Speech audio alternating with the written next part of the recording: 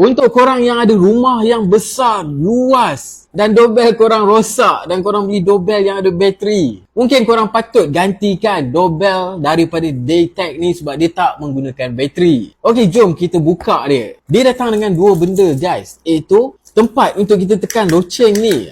Korang tengok tu. Dan lagi satu adalah dia punya receiver yang akan mengeluarkan bunyi apabila orang tekan benda ni. Dia juga datang dengan skru, ada double-sided tape dan juga user manual. Kenapa korang kena gantikan dengan Daytech ni? Sebab dia adalah self-powered dan dia tak menggunakan bateri. Korang dengar bunyi dia kuat sikit sebab dia akan generate elektrik dan korang tak perlu tukar bateri dia sampai bila-bila sebab memang tak ada bateri pun. Kalau korang nak letak dekat luar rumah pun tak ada masalah sebab dia boleh bertahan dengan hujan. So, kenalah air banyak mana pun dia masih lagi hidup. Dan yang lagi best, dia boleh pergi sampai 300 meter. Jauh babe. Jom kita test.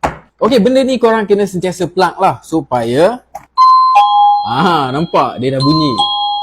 Dia ada 60 jenis ringtone dan suara dia pun korang boleh perlahan ataupun kuatkan. Okey, tengok nampak ada banyak ringtone dia. Dan kita boleh kuatkan ataupun perlahankan dia. Nampak dia dah slow. Okey, so jom kita test. Berfungsi dengan baik guys.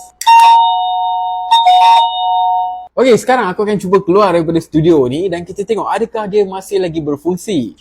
Okey, aku dah pun ada dekat bawah dan dekat atas aku dah set up satu lagi kamera untuk kita nak tengok berfungsi ke tak. Ni tinggal satu dan receiver dia ada jauh kat belakang hujung guys. Okey, kita test nampak berfungsi boleh dengar sampai sini Okey, kita test sekali lagi.